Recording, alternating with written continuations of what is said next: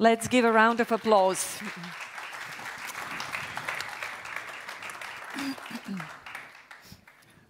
Ladies and gentlemen, welcome to the first panel. It's super nice to have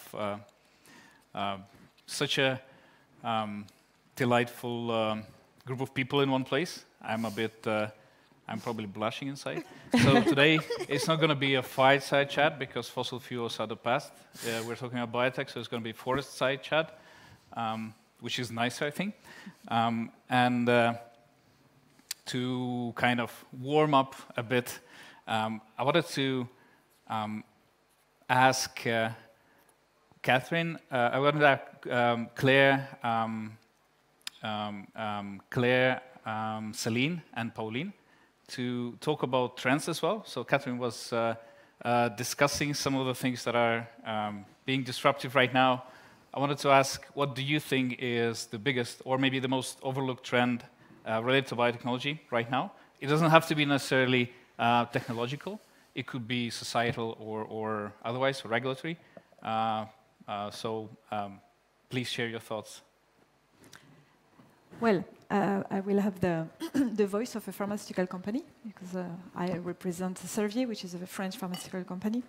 And clearly, I have my note because there are plenty of trends, and I want to explore one or two of them.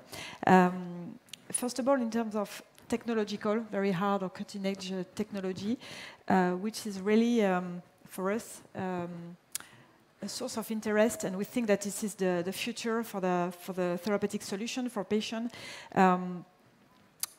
This is things like around the personalized medicine, meaning that we want to trigger more the target that can lead to a success and enhance the probability of success of the solution. And for that, we are willing to use more and more organ chips, for instance, organoids, avatar of tumors, meaning that we can screen and test on this kind of solution, this kind of technology, different options of therapeutics to enhance the probability of success. And it will be a real revolution, we think, for instance, for cancer, but not only. So we have projects like that and programs like that at Servier, and we think that we should go ahead on that way. That's clearly it will be a game changer in the future. Another kind of technology or another therapeutic modalities is antisense oligonucleotide, which is also a way of interest, a new track to explore for cancer, but not only for neurological disease. And we have a project of interest on that way. So gene therapy, for sure, is also a new trend. It's not a new trend, but it's probably something that will be more and more present in the market. But at Servier, we don't have this kind of programs. But I must admit that I have to take it on my list because it's clearly another very interesting field. And for sure, AI. This is it goes without saying because it's everywhere. But probably the combo, first in the drug journey, we use AI nowadays in every steps. It's a very long journey, the drug discovery, but we use AI to facilitate, to increase the time to find new drugs. And it goes as well with the way to explore the data and to modelize the disease. And more, we have to find experts in our industry, which are not only chemists or biological experts, but we have to have a lot of AI experts to discuss with the other AI outside actors, like startup, like other company. We really have to collaborate with this kind of companies. So it's also a real trends that are coming, and we have hired a lot of people with AI expertise for that. So plenty of other things, but I don't want to keep the mic too much. But that's what I have in mind for the moment, and I will finish. But it's a personal feeling. that more and more we will go into a more holistic medicine, meaning that it's not only the target itself, the biological target that we will try to solve, but also body, mind, whole person. And it means that more and more we should have combo solution therapeutic, for instance, chemistry, okay, but plus, for instance, behavioral app or a motivational app to enhance compliance. So that's also a trend to explore in the future, we think, in the pharmaceutical point of view. Thank you so much, Céline. You're welcome. Claire? Okay, yeah, I would very much agree. It's very interesting right now. We always know that the science is great, the discovery point, the new disease target, the new potential therapy. Those are the key innovation points, but it's the process that accelerates and expands their applicability. And this really, it reminds me very much of like when Kodak, for example, decided it wasn't going to go into digital photography because everybody wanted their photos on paper. And where is Kodak now? It doesn't exist anymore. Yeah. Some of these processes are going to be existential for even large organizations, because if they are not accelerating as quickly as everybody else, they will cease to exist. They will simply become obsolete. And so that's why all companies are doing this, because they cannot afford not to. And it applies in the healthcare side very strongly indeed. And this is where the startups are incredibly important, because they bring that disruptive new technology into established incumbents, which are often slow to change and need that stimulus from the outside. And on the food and the industrial biotech side, it is pretty much all about driving down the cost. As Catherine's excellent presentation showed, we've got members who work in cultivated meat, who work in alternative proteins of all different sizes and applications. And what they are driving forward now is how they bring down the component cost of what they can produce. Because novel technologies are always more expensive when they try to enter the market for the first time. And they're going into a landscape that is loaded against them. VAT rates are different between VAT rates on dairy products are lower than those on alternative protein products, which means you already have a massive financial disincentive to get into the market. So it's all about driving down the cost. We know the technology is great. It's how can we afford to get it into the market? I would say from an industry point of view, so although obviously I've talked about the disruption of food, I feel like we got to the end of that kind of cost curve very quickly, but there's a lot in the middle of that cost curve. So I think particularly for me, materials and textiles is a really interesting area that we're starting to see a lot more. I would say it's probably almost weirdly 5 years behind food, but arguably it's kind of more interesting on the cost and arguably regulation, right? It's much easier to get a kind of a cow hide made out of precision fermented leather or like cultivated meat to market than it is to get the food to eat. So I think there are some really interesting areas and niches that still haven't fully been explored in other sectors. I think we all just got very overexcited about food. Rightly so, but I think we need to go through that cost curve and go through that process and allow companies to go to market with products beforehand to help that process rather than trying to necessarily just aim in at the cheapest one. So that's why I'm quite interested in those sectors. Well, yeah, thank you. I can only echo what's already been said, actually. I think scaling up is definitely one of the most overlooked trends, specifically from a policymaker's perspective, because I do work with policymakers. When it comes to, I know we've already touched upon the subject a lot today, which is great food biotech applications.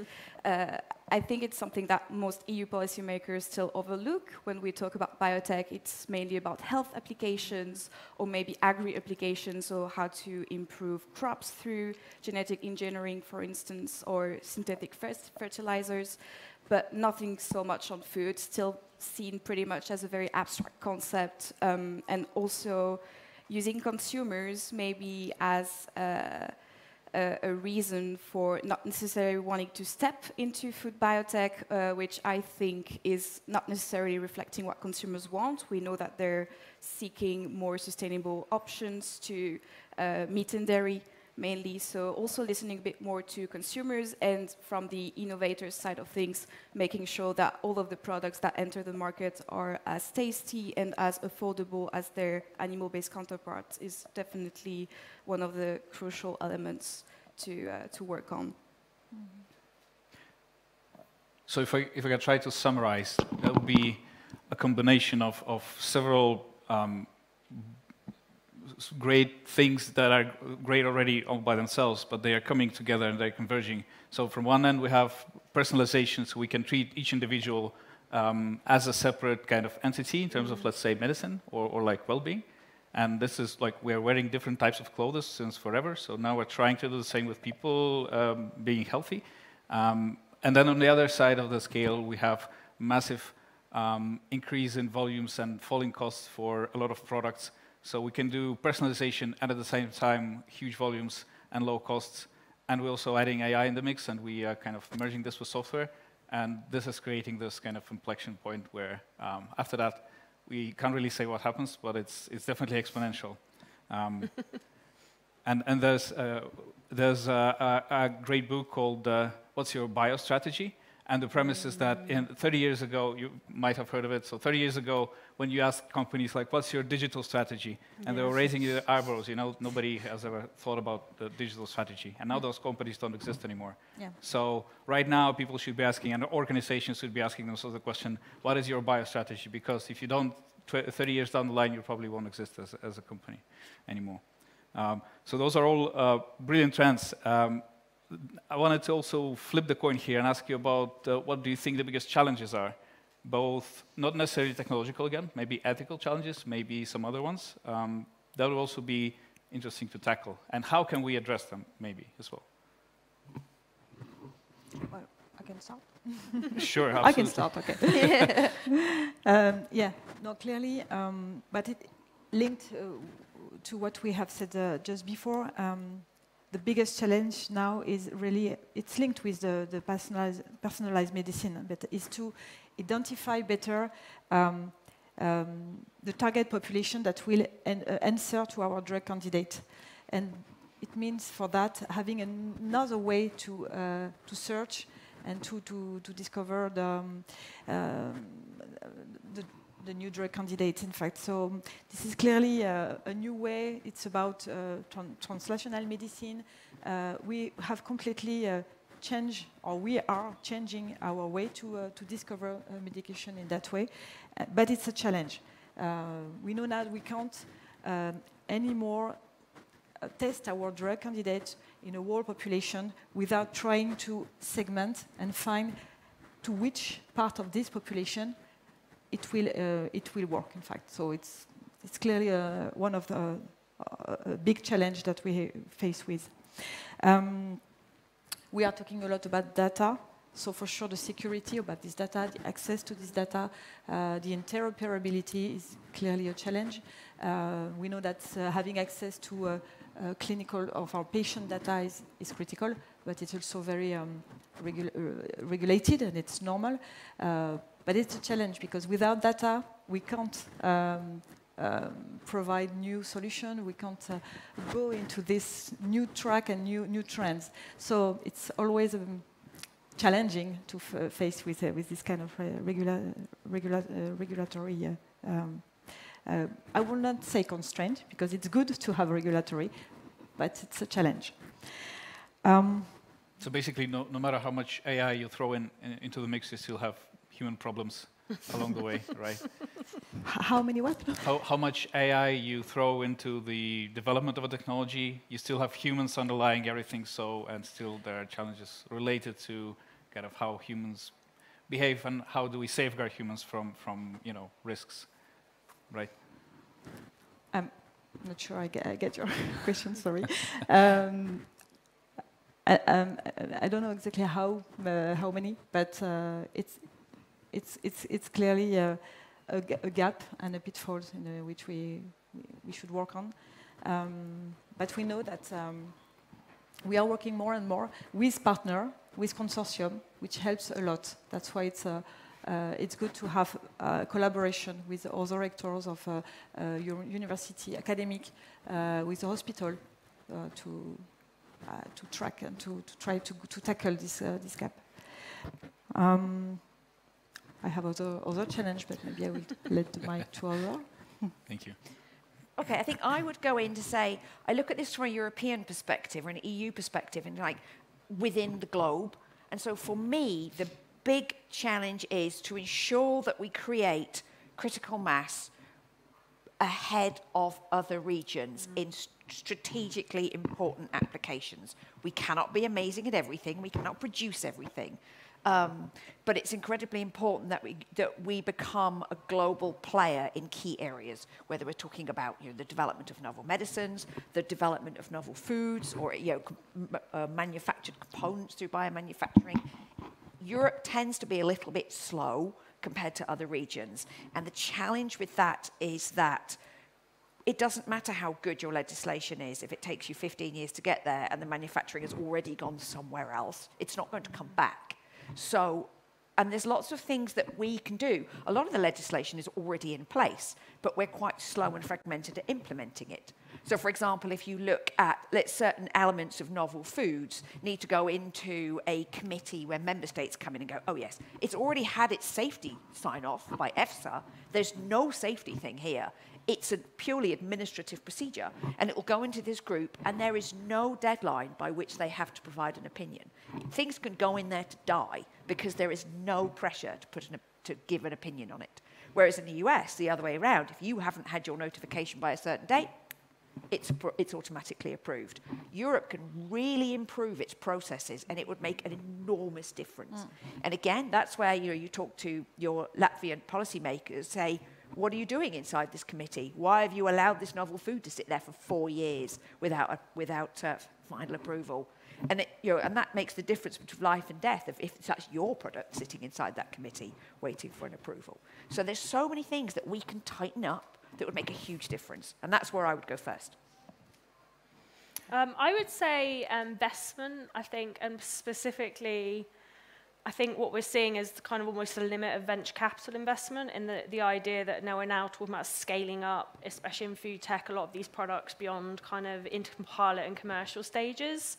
And that just takes quite a lot of money. And I think we really need, again, it's kind of that phrase of crossing the chasm, crossing the valley of despair. But, it's like we kind of need to prove that technology out enough that we can get in government buy-in and more kind of industry buy-in as well, especially when it comes to food.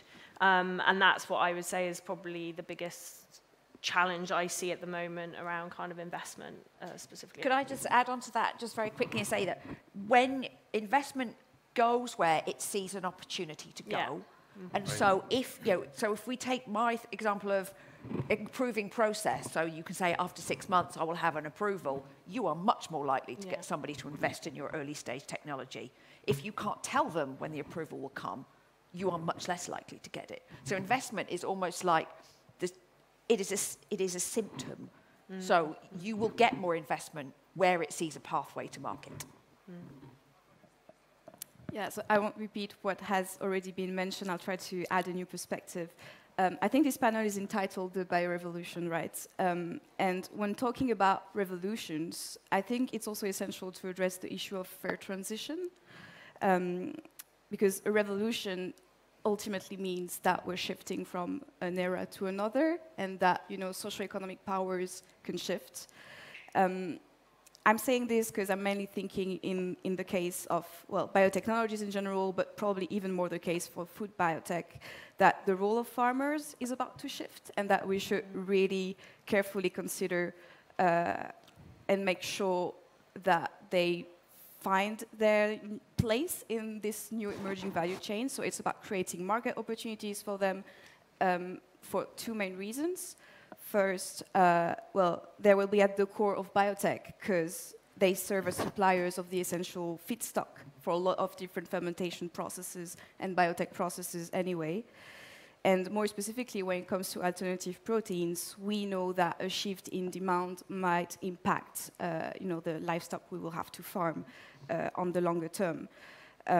So if the right policies are not put in place, we know that this might end up impacting the farming community a lot. And we've also seen over the last month how farming has become such a bigger social issue with all of the farming protests we've seen across Europe. So I think it's also definitely something that not only for policymakers, but also for innovators and bigger companies, how to make sure that local farmers are fully integrated into these new supply chains that should really be addressed.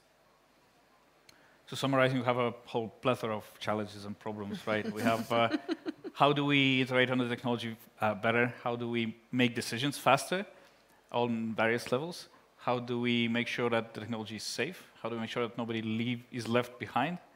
And there are definitely many more. I can see your nose, there's a lot of stuff. But the question is then, how do we ensure that they are addressed? How do we get there? How do we treat this inflection point in the right? What do you think are the key measures that needs to be taken to ensure that all of those challenges are met and that we capture those trends that you discussed earlier? First of all, the collaboration. Collaboration. We can't go alone. And this is really a new era for pharmaceutical company. Particularly, I can talk about Servier, but many years ago we were quite alone. We were searching alone. We have new chemistry, drugs coming from our own research, and that's all. And we see more and more that this is not anymore the case. We work more and more with new actors, with consortium, with startup, with actors that came with their innovative and cutting-edge idea. And then we can collaborate because they have the new trends in their hand. We have the money, but we don't like the risk. So that's why we need investor to make the bridge. And but we clearly with these three actors, this is the super combo because we can. We have the data internally in pharma. We have a lot of assets that can help the startup to grow. But as we don't like the risk, we need that the startup achieve a certain level of certainty. So as we go in collaboration with it. So I think it's clearly collaboration is key. Did you feel, as an organization, did you feel startups asking you questions and coming to you, or was it more of your initiative, like let's be open and let's start, collaborating with smaller companies? No, it's clear we have a partnership strategy, which is in different sense. We have a clear roadmap, and we put that in our website to express what we are searching, and startup can contact us in that way. But we are also open to disruptive, which is not clearly in a roadmap because we don't even know that it exists. Yeah, so we are also hearing the trends of the technology for that. Yes, but we have more and more experts on that way to partner with a collaborator like startup or other small company. And it's more and more the case. Tumor Avatar with Asia, we have plenty of collaboration, dozens and dozens of collaboration. Mm-hmm. It was not the case before. It's a great trend. Hopefully it will only grow. Yeah. From Europe. So I would add, I will follow on from that to say, I would say look at where some of the bottlenecks are, because we know the science is great. The science is always amazing.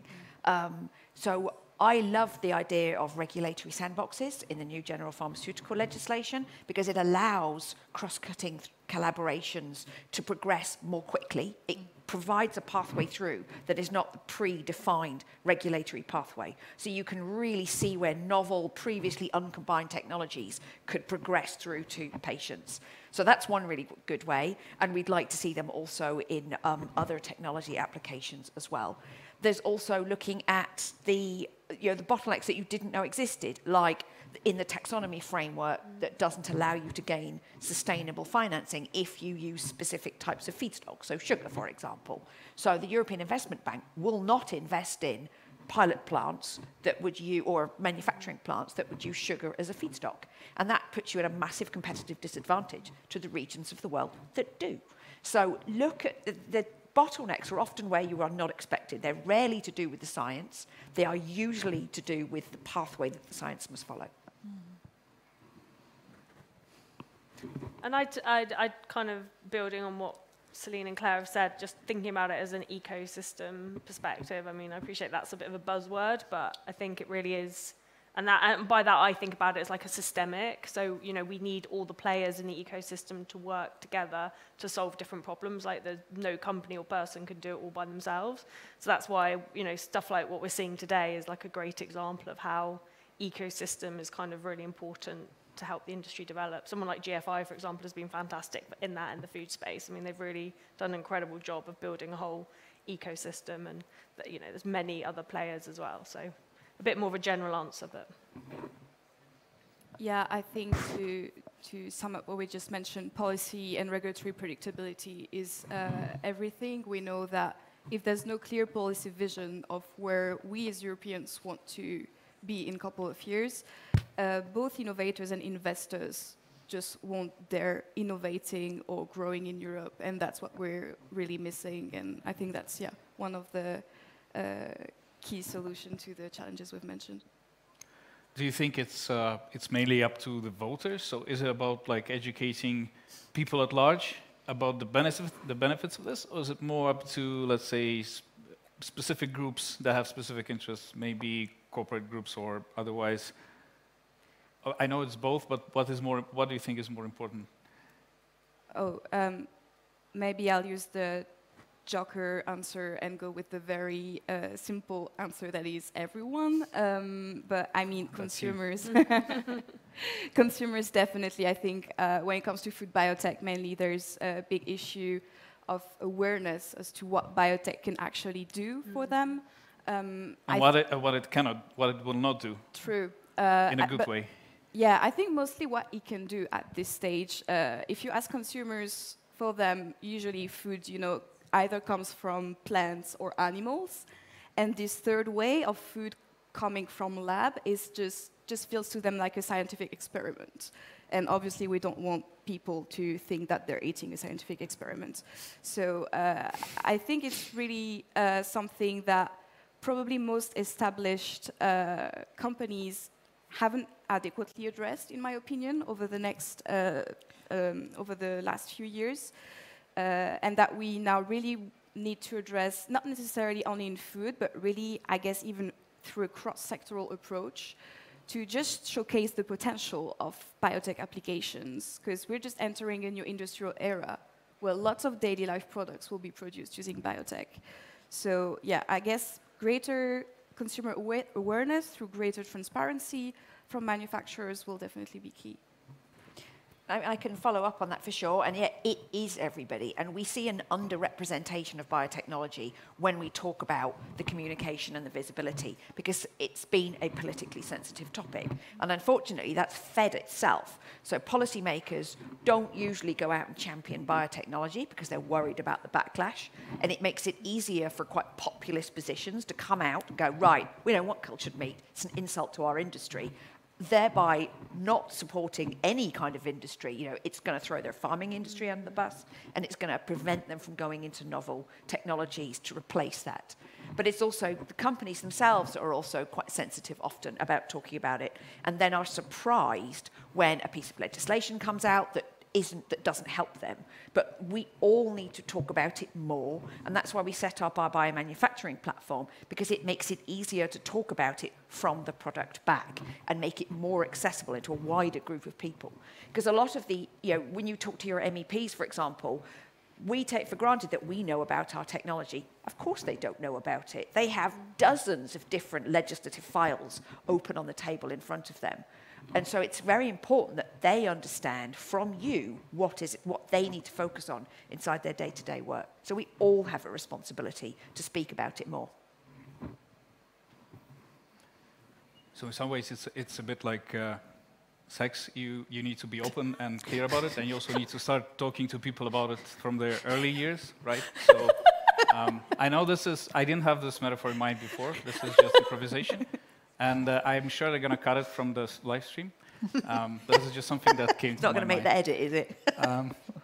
Thank you so much. This has been a wonderful discussion. We're going to have Céline and Pauline again on the stage, so stay tuned. We're also going to talk about communicating biotech more with the awesome Nina Pultis in the second half of the day. Thank you so much. Thank you, Andrii.